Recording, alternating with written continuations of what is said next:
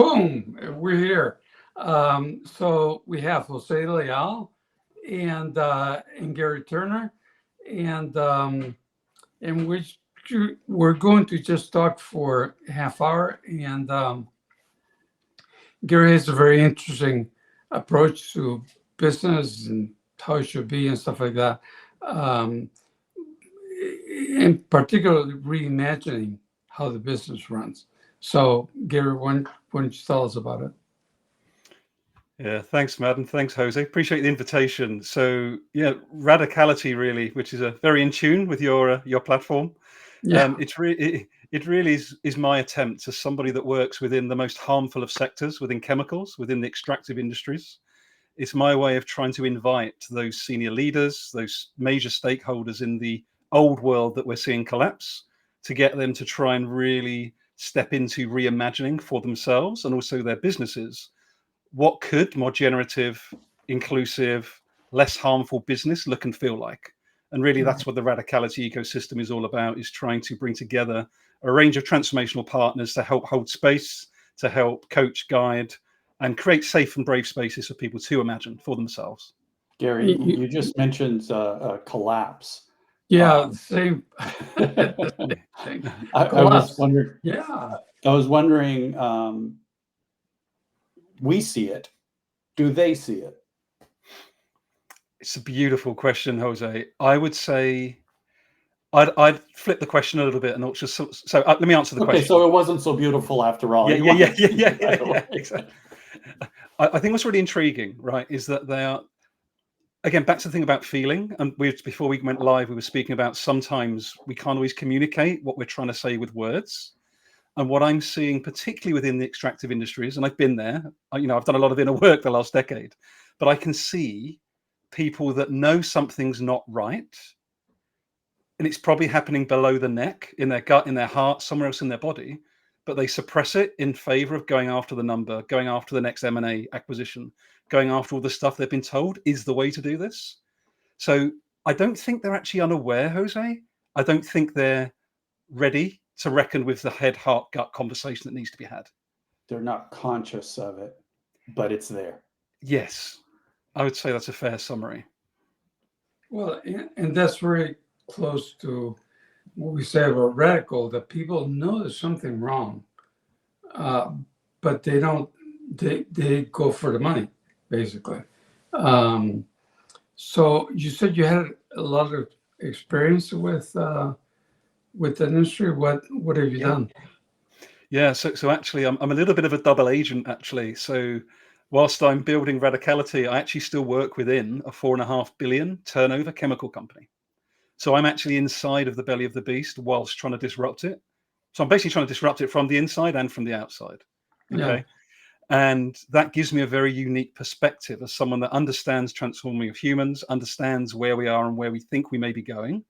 So I'm sort of a bit of almost like a bridge builder in a way, and part of my role, and I'm not honed this yet, because it's about words, is, what are the words that we need to help people step into more discomfort, into that uncomfortable space, which is real growth, real transformation.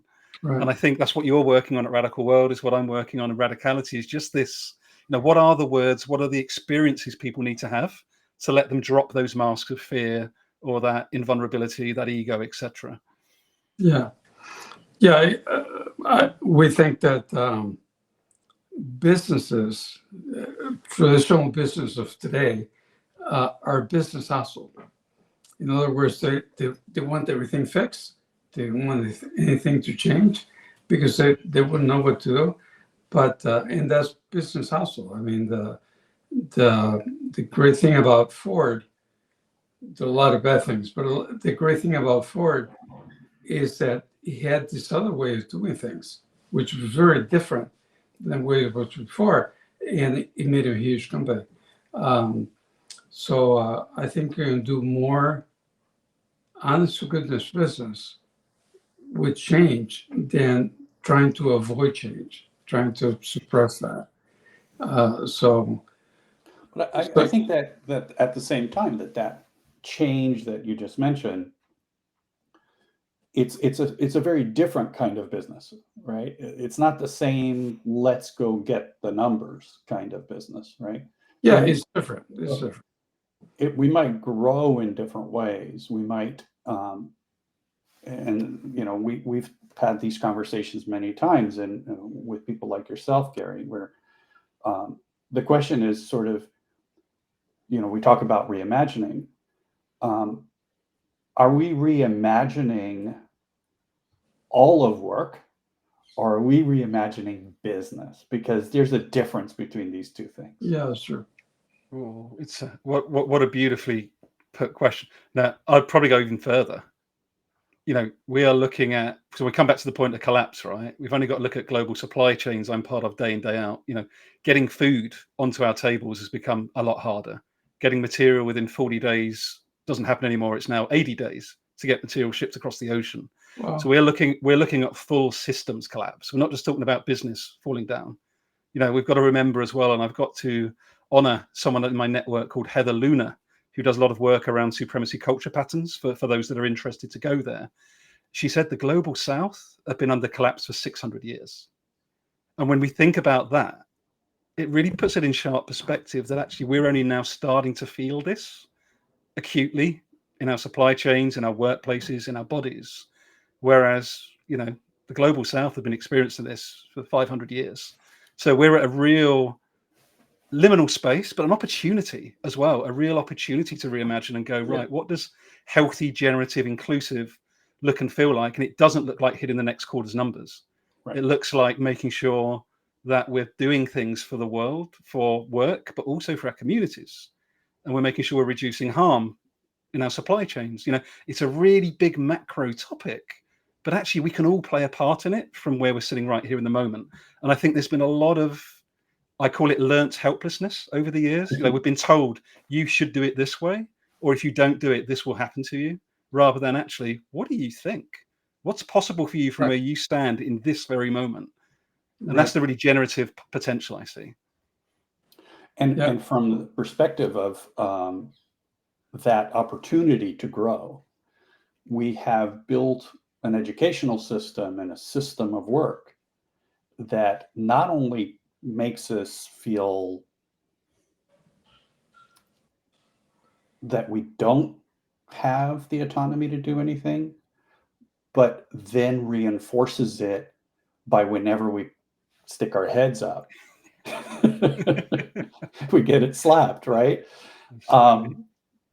So really, it's a really fundamental change that we're talking about here, because if we're back to how we're educated, this isn't just a change in how we work. Yeah. I didn't know what that meant, Matt. Oh, number one, number two, going to the bathroom. Yeah. No, because here's something very physical and very much you feel in your body. Instead of saying, excuse me, and going out the door, you have to ask for permission. Can I go number one, or should I pee in my pants? And one of my sons was made to pee in his pants. And that's why I'm son of a bitch. No, but is the teacher deciding for you that you have to pee? How absurd is that? So the educational system is a big part of that. So Garry, how do you reimagine this?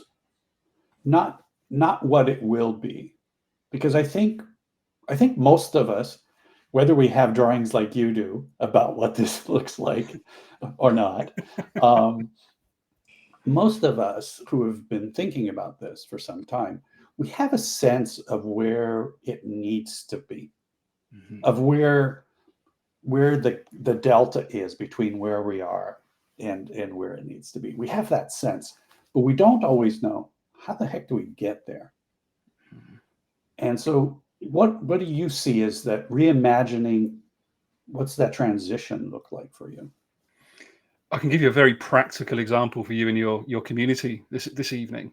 So I ran an experiment without asking for permission literally 10 days ago. And that permission was to get 2 colleagues, one Muslim colleague, one white woman, into a space, co-created, facilitated space to go, right, why is X organization silent on what's happening in Israel, Gaza? But they were very quick to respond to Russia, Ukraine. What's going on in the thought process? What's happening? Again, no judgment, no shame, just to say, hey, like, what's going on within the leadership psyche? And we had a beautiful 45-minute exploration with a load of data that came out of that conversation, which I'm now going to hand to the CEO of a company on Monday. That's one really real, back to one of the things to discuss this evening, today, that's stepping into that discomfort.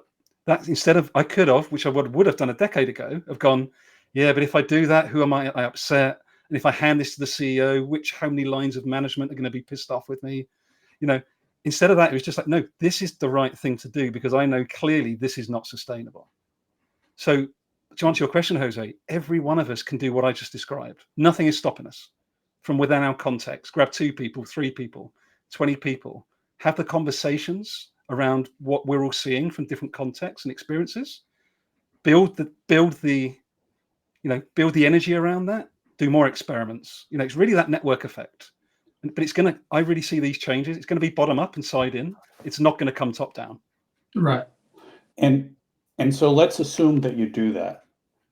My suspicion is that what you've just described is kind of what's happening in the UK right now. Not in work, but in society at large. Mm-hmm. Where people are saying, okay, I'm not happy with these things, and I'm going to start raise some ruckus. And we're seeing it here politically, right, in the United States. So can you say more about the situation in the UK? I'm not aware of. Well, there's been some unrest, right? And that unrest is coming from the population, just people on the streets that are unhappy with the status quo. And lots of it has to do with immigration, lots of it has to do with the state of the economy and all of this kind of stuff, right? And I'm not an expert in that, but it seems to me that whenever you see unrest, it's because people are not comfortable in the situation that they're in, right? That some needs are not being met. And so I wonder if we kind of say to people, hey, go do what needs to be done, rather than doing what is expected of you by the system, what does that do to a large corporation? It's a really good question. I would assert from the conversations I've had so far since running this experiment, there's not actually, in my opinion, and I see it within my context, Jose, people aren't actually sitting around wanting to blow up the system. There's some people that do want to literally go anarchy, go use the nuclear button on business. I'm not one of those people. When I talk about radicality, I'm talking about radically reimagining how we show up, challenging our fears, coming from a place of connection, celebrating difference, leaning into discomfort, everything that education system you spoke about, counter to all of that. Now, there's 2 things I would describe. So what you described around the unrest in the UK, that actually, just for context for Matt and for any of your US listeners in particular, the unrest that came about because 3 young girls were sadly murdered up in the northwest of England in the UK. But a certain group of people spread a message that was actually a Muslim person that murdered the 3 girls. But it wasn't. It was complete fake news. Internet took off, and then suddenly we were into riots. So why I wanted to give that framing is I see that what I'm trying to do and what we're all trying to do here on this call is to bring people together to reimagine, to push and poke against the current system and co-create. What the other example is fear-based anarchy and retaliation because they don't feel they're being invested in, don't feel there's job opportunities, don't feel seen or heard. So it's really important, this nuance, right? You can be radical in many different ways. But I think what we're all speaking about on this call is how can we radically reimagine and challenge the status quo but take everyone with us because we can all see something better at the other end. But by the way, what we mean by radical is going to the roots. So it's not radical, I'm going to kill you and I'm going to hang you, Yeah. that kind of thing. But what is the root of the problem? And one thing that we identified really early on is that we live in a system. A lot of people don't like that, but we live in the system. And the system called fiat. And we're thinking of radical as an alternative to fiat. I mean, fiat is going to be around for a long time. But there's got to be an alternative, because right now in the Valley here, when companies think of, well, I got to get funding and I got to get this, I got to get that, they're thinking the old model, the fiat model. And when I say, well, there's another model, it costs you less, it give you more control of everything that you got. And it's just an alternative, that's all. And what we hope to see is that grows and this shrinks, but that's a different story. So we're not talking about revolution or anything. We're talking about going to the roots of the problem, and we miss it a lot of times. I mean, like you said, we fall for fake news because we can go and ask anybody, what happened here? We take it from some guy in the basement somewhere saying, "Oh, this was a Muslim guy killing 3 girls," and, rather than talking. And we're starting from the educational system that Jose talked about. The system, once it's divided, William the Conqueror invented that. And he separated the rich from the poor. And but if it would have lasted 1,000 years, it would have ended up in the same place. So yeah, we gotta get back together somehow. Well, you mentioned Silicon Valley, and that reminds me of a story I read this morning. I don't know if, Garry, you're familiar with Reid Hoffman, the founder of LinkedIn. He had an interview recently, and he was talking about the fact that in 10 years, most people will not be working for a company as an employee. That the transition, thanks to AI and the speed at which things are transforming, and his idea is that it's going to be more about becoming gig workers and doing multiple kinds of gig work for multiple companies. And to me, that is the scariest thing I could ever imagine, because we're talking about more power to the corporation and actually less power to the individual.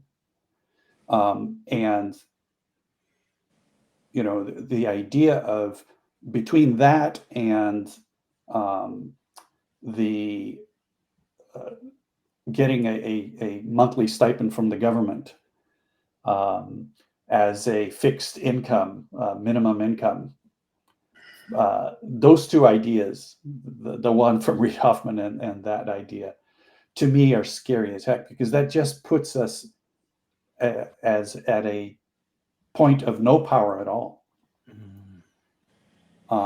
Because now, if we don't behave, guess what gets pulled away? Right.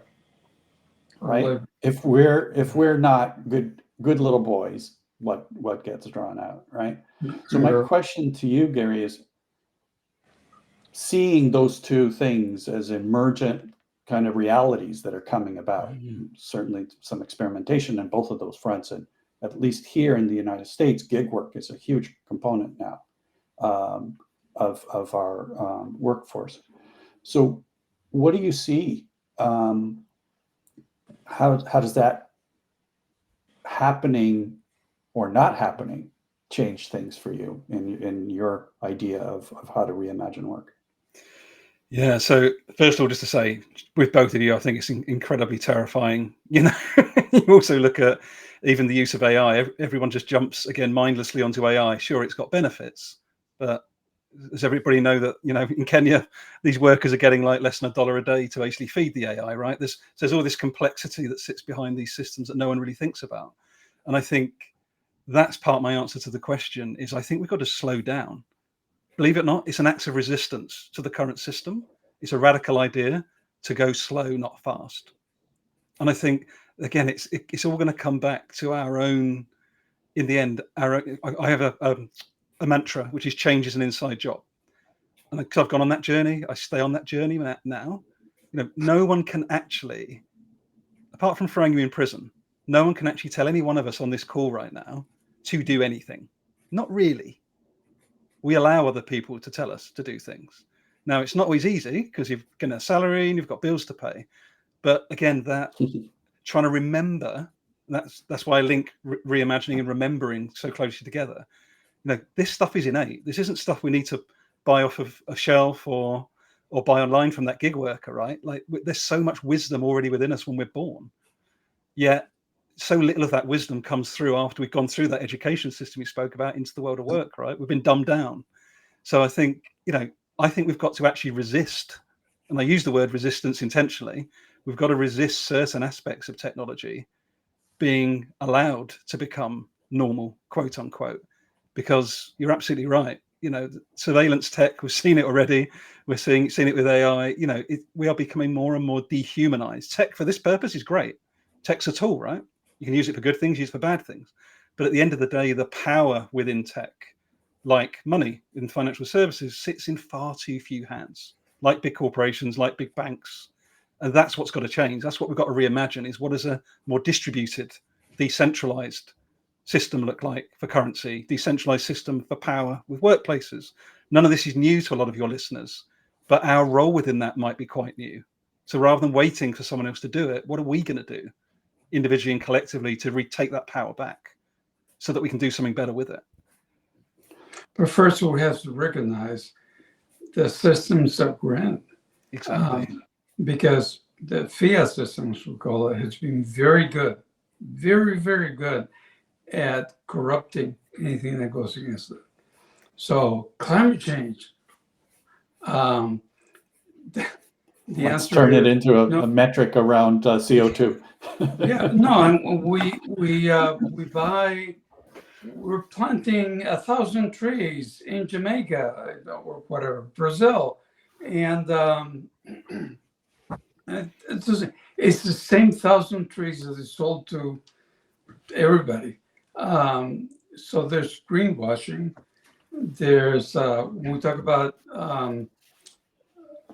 discrimination against women, misogyny in general, we bring out the 3 women that are in the 3 wars, and hey, they're very successful financially, and but they're not. They're guys with women's clothes on, basically. So yeah, the system is very adept at defending itself. But it doesn't change anything. It just makes it worse and worse. And what I call division, you call individualization or something. But it's the same thing. Is if we can't remember the Matrix, and they were all in their little pods with wires sticking out of them. That's the direction that we're going. And of everybody, I'm my own person, and this and that, and gig workers, it scares shit out of me. Excuse my French, because it's the you don't have anybody to hang out with except who your friends are, and you cannot take any action. So the action you were talking about that we can take right now, we can take it. And motivate other people to take it and stuff like that. But we have 10 years, Great said. He's been pretty good at knowing where the direction is going, and he's been very good at getting it wrong. Well, it's not wrong for him, because he's made a lot of money out of that. But insisting on the same system, the same process. And to be fair to him, that's probably all he knows. That's probably all he knows. That's the world we live in here, especially in the Valley, right? That's the world we live in. It's been very progressive. You know, he's giving us medicine. I'm carrying a cancer bag or something. I don't know what they call this. It's a pump. So technology is advancing very quickly.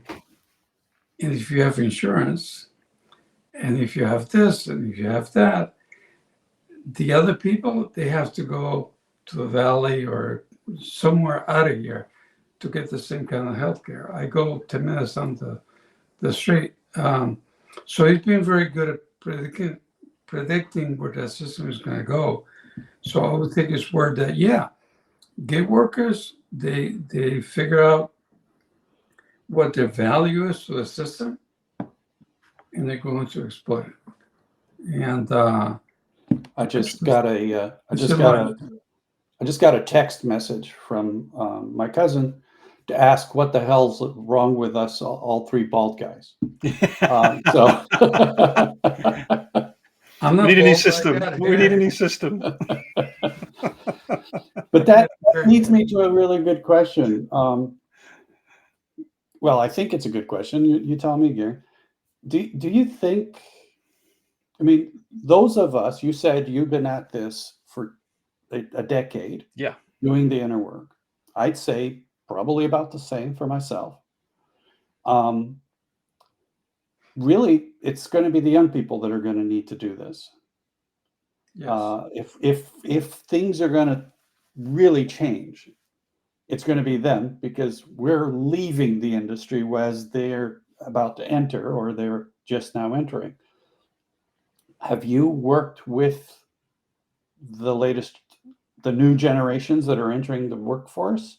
And what's your sense of how willing and able they are to take on this responsibility? Oh, it is a great question, Jose, because yes, I do have interactions with a subset of, and again, bear in mind my context is within a quite traditional industry most of the time, but I do obviously have a network outside. I would summarize it, my perspective only, is that there's a real mix. There's a real mix of, I've never seen such an activist cohort, people willing to speak up, challenge the status quo, say, actually, no, you want me in the office 5 days a week? Who the hell do you think you are? Like, there's definitely a lot more pushback coming from a subset, but Yeah, equally, go brought that on. yeah, and also equally, there's a subset that are being indoctrinated in the new ways. So it's a little bit like what we saw with the unrest here in the UK. You know, depending on the level of investment, depending on the level of education, who you surround yourself with, I see the next. Don't like to say it, but I see the next systemic iteration of this psychological war is going to be with that generation. To be honest, those that absolutely are driving change, and then those that have been conditioned. You know, they've been handed down the house, the inheritance, whereas so many others have literally they couldn't even, you know, barely got a pot to eat out of. So I think it's a very interesting time for us, because I can't remember a time in my recent history, maybe you guys can add into this, where we've seen such a wide gap between the haves and have-nots. There's always been a gap, always. Yes. But the extraction of wealth, for example, in the UK alone, the food bank usage of the last decade has gone through the roof, the exponential curve we don't want to see. And at the same time, more and more money's leaving the working classes to the super rich. Just look at the number of billionaires on the planet. So every metric reinforces what I just said. So I just wrap up my response to your question, Jose, by saying there's a lot of potential in this cohort, the new generation coming in. I think there's a responsibility on us to help reduce harm as best we can whilst they take over. And I don't see that happening enough, to be honest, is that conscious awareness and, right, what can we do differently as we hand over the baton? And what does that look like? What do you see as the thing that we could do? The number one biggest topic is mindset. So what I mean by that is organizational and individual mindset. So I imagine back to the theme today, I imagine, and I am actively working on this, is reaching out to and trying to engage the CEOs, the CHROs, the CFOs of the biggest, most harmful companies on the planet, trying to build relations. Because relationality, as you both know, as we all know, nothing changes without relationality. It's not an individual pursuit, it's a collective pursuit. And it took me a really long time to work that out, to be completely honest and vulnerable. I thought I had to do it all myself, which is why it took so bloody long. And then once I realized it was actually a collective pursuit, things accelerated for me. So that's how I see us being able to, our sort of older cohort, shall we say, is how do we come together to share perspective? You know, we're generally more financially well off. We've generally got less risk, inverted commas, compared to those younger generations. And I think we should use that privilege to try and have the conversations we haven't had as much over the last decade or two. So how would you imagine that happening? Is should we form a company, a bigger company that's international, all that shit, or should we offer classes, or how could we go about that? Well, I see this as part of that journey, right? That we've met each other tonight. You know, you're having all these other amazing guests on. So there's this informal network already forming, right? As people get to know each other, they know what their skills are, what they're working on. And I see it being a much more organic process where the more of us that know each other and the more that understand each other's drivers, I then say, actually, when I go into a chemical company in 6 months' time, I don't really, actually, you want to work on X? Let me introduce you to Matt and Jose.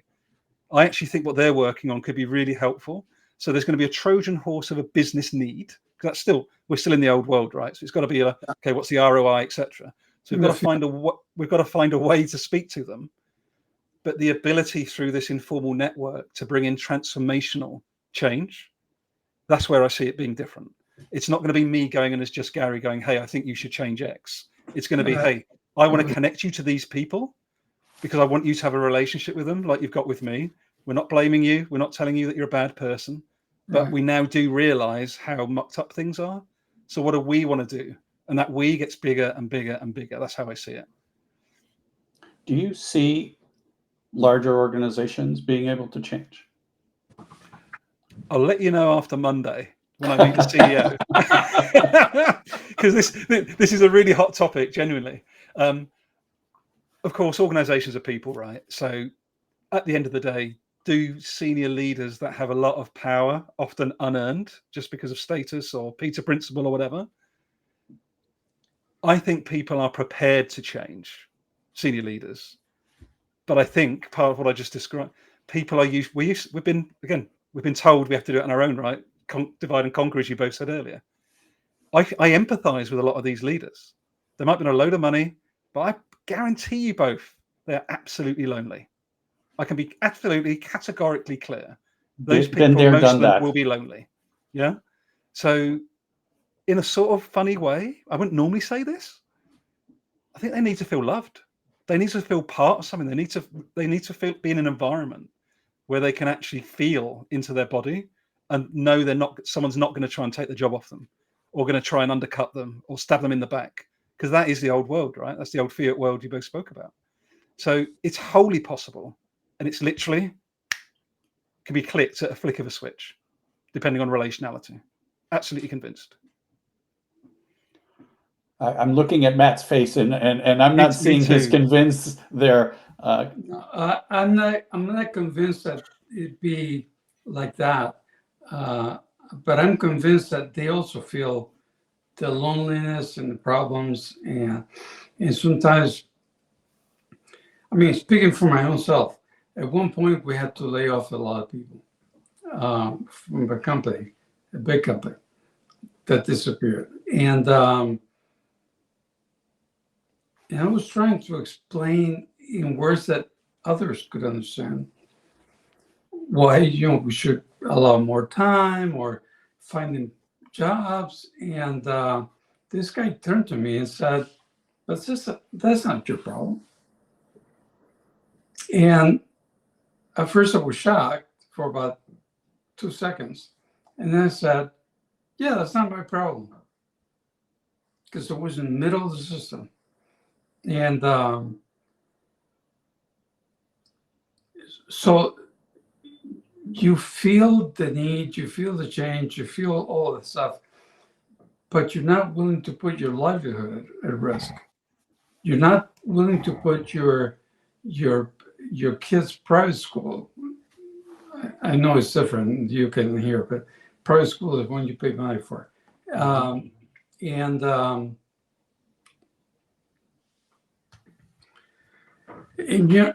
you're not willing to risk all that. You suppress that in order for the money to keep flowing. So, and this is my own experience. So I don't know. Maybe I'm out in the I'm out of the loop somewhere. I'm way up there, but I don't think so. No, I think a no. lot of people are going around suppressing their emotions in exchange for the money. So we're slaves to the monetary system. And this is why I asked the question, Garry, because my sense is, as much as we can change a CEO's mind, not we can change it, but that he's primed for it or she's primed for it, and given the opportunity with relationality, as you said, being able to have that sense of comfort, like there's people around me that are going to allow me to act on these feelings that I have, and to do those things. Then you've got the board, then you've got the investors, then you've got the market, then you've got actual employees that are like, no, just don't change anything, just pay me, because you muck this up, my 10-year, 15, 20-year career is going to get upended. Like, there is so much momentum in the system that any one small group of individuals trying to make changes to the system, I can't see that happening. I can't see that happening at a sufficient scale to do what needs to happen. I think it's an absolutely fair challenge. And I'm not in utopia. I don't disagree with iReview from that context. We are in Western collapse, back to where we started. Like, we can't turn this around. We're not going to stop. We can't put the handbrake on to then introduce something new. There's going to be something come from the embers, whatever's left. Oh. However, I will add, you both know Garry Ridgewell, I'm sure, ex-CEO of WD-40. Yeah. There's a great story when I first met him, Jose, over in San Diego back in 2018. I asked him a very similar question, so linked to what you just asserted. Right. I was like, Garry, how do you keep the investors at bay? You've got this great, you've got this great culture, high engagement. People love the company, but you're still part of the old system. Yeah, you've still got short-termist investors. And he shared with me that moment, Jose, and it's something that any CEO can do, and that's why I do that tomorrow. Oh, okay. They can. Any CEO can do what I'm about to share because Garry did it. Any CEO can turn around, and Garry Ridge did this and said, "We appreciate any investment. Thank you very much for considering WD-40. But if you are looking for a quick return, we are not the company for you." And he delivered consistent results over 20 years, high engagement, etc. And he managed the markets up. He managed the system. Not enough CEOs, I would assert, are prepared to have that difficult conversation. And that is why I go clip, because that's one conversation that any of these guys and girls with power could do to try and tip the system in a slightly different direction. Is he still there? No, not anymore. No, he's handed over now. Right. And is the attitude the same at that organization? I believe it is. I actually had dinner with Garry a couple of weeks ago in London. So I believe the ethos is still very much the same.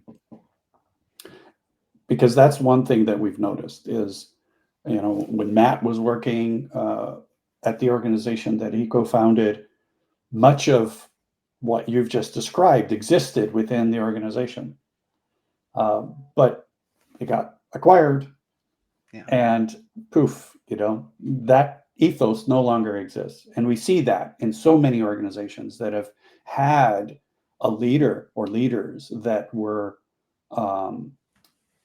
trying to make these changes, but they only remain within the power of those individuals and not as a systemic change. Right. As soon as it leaves the stage, it most likely changes. What's his name? The Reinventing Organizations. Oh yeah, Lalou. Lalou. Yeah. So Lalou wrote about 12 companies or something, and several of them, I don't want to say most of them because I don't know, but several of them have gone back to being fiat on the basis that the CEO who made the change retired. In one case, the CEO died. His son, which is sort of had this thing in his head, said, "Oh, what's this? No managers? That's illegal or something." And he changed it all back to fiat kind of company where you report to this guy and this guy reports to me, and I get the final light to me, and I'm happy. So yeah, I was sort of reinforcing what I said that's a change in the fiat system. That's why I say we don't want to change the fiat system. Fiat system is fine.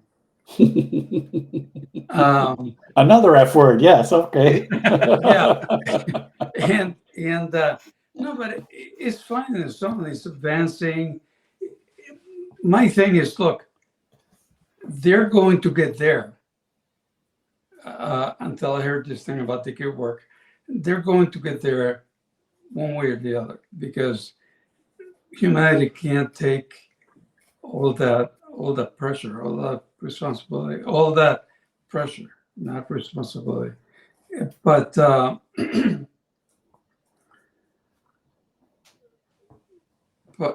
but yeah, if you do it in the fiat system, the moment the leader leaves the stage, then it goes back to whatever. It may stay the same, very unlikely. It may go back to the way it was, very likely. I just want to point out that we're at 42 minutes. I didn't, it's gone so quickly, I didn't realize it's been that long. Garry, did you want to add anything else to our conversation? I just want to say thank you both, and also to Carlos as well. I think it's really nourishing and also not just theoretical, which is what I appreciate. We're really pushing and prodding at the system and what can we physically do. I think that's what's really important because quite often this can get quite lofty and lost in theory, but I think we've been pretty practical today. The last thing I want to leave you with is one more experiment I'm running at the moment, very much in the spirit of what you both discussed. So I've not mentioned this on any public platform, and I'm not going to mention any company name because I wouldn't do that. But I'm literally in the process of trying to help an organization merge as an equal, not a regular M&A that gets gobbled up and then basically people get laid off, etc. But there's a very progressive company within the extractive industries that wants to positively infect the big system. And they're proven to be very generative. They make good money. The way the organization works is very progressive. And my role is to try and find a suitor, and they would stay as separate companies. But in essence, it would be like this big one is investing in the small one to learn from it, to understand how it operates more democratically, with decentralization of power, etc. But keeping them almost as partners and not being absorbed fully into, I think, is also part of this. When I think about the planets, being in the orbit of one another is enough. We don't have to be part of and exactly the same as another company all the time. Right. So this is a quite fun experiment I'm in the middle of at the moment, is trying to work out, how can we actually test and poke at this system that you say is very much, Matt, as you say, still very much fiat led, but how can we try and do some side and bottom up influencing of the big system by running some of these experiments? So that's a very live topic at the moment. So not to discourage you, but the company that we sold to, we had a company called Nearsoft, and we sold it to another company. And that's where got this whole thing started in my head, is why am I getting so much money? I didn't do anything. I mean, I didn't do anything, any growth related things. So we sold it. It got absorbed. The old people, the people that we dealt with, said actually came to Mexico, and I'm not in Mexico. I'm in California, but this was Mexico at one point, and they went to Mexico and all that stuff, and then for their own reasons they disappeared. They left the stage, and the new guy come from HCL. HCL had a good story to tell, but it wasn't self-organizing or anything. And now it's no more. They said, well, you're part of the system. That's it. We don't want to have a system on the side. And I'm having lunch with the CEO of the old Nearsoft in a few minutes. In fact, I'm going to be late. And I'm going to ask him point blank, he said, we have to talk. And I don't know if he can fire me because I've retired. But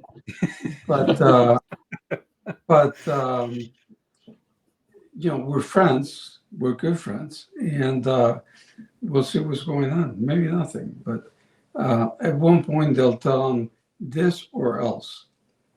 And that's the way it goes. Unless there's a contract in the fiat world, there's such a thing as a contract, so you leave us alone, and you can suck things that way, but not this way. For something, I don't know. So well, good luck with that, Garry. Yeah. Good luck with that. I didn't want to say some of that like, oh, good luck with that. Yeah. No, it's genuine. I mean, in my opinion, there are a lot of things that need to happen. It's not just going to be one thing, right? It's going to be everything, right? And the more bottom up happens, the more top down is going to be possible, and the more middle up and middle down is possible, and that's everything gives somebody else a permission. Oh, right. Nice. Every little piece of whatever we do. And so the more anyone can do, whatever that little bit is, that can give somebody else adjacently the permission to do their thing. So I haven't gotten an announcement from Carlos. I'm not sure that we have anyone booked for next week yet. So maybe. So we have nobody booked for next week, and that's what Carlos is not saying anything. Anyways, so this has been more than I expected, to be honest, and not because of 3 bullheads, but it's been very useful because, so say it's going to take 1,000 experiments before anything comes up as this is more successful, this is next successful, and I hope that it never becomes one.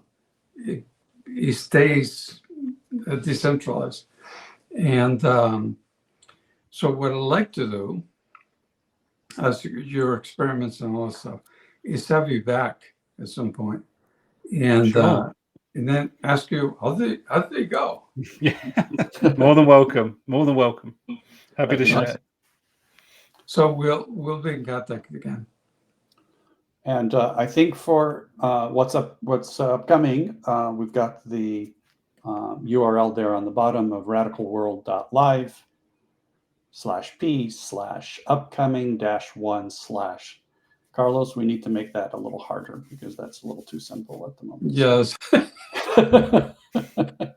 -1 or -1 or something. Awesome. But anyways, what I was trying to say is there's your calendar, and you can go and look in the calendar to see what's coming next. With that, we do our goodbyes kind of thing. And no, you got to keep Our it straight. royal goodbyes, yes. You got to keep it straight. And here's the Cuban telling the guy from the UK how to do it. Anyways, Thank you, Gary. It was a pleasure. Thank you. Thank you both. Appreciate it. And thanks, everyone.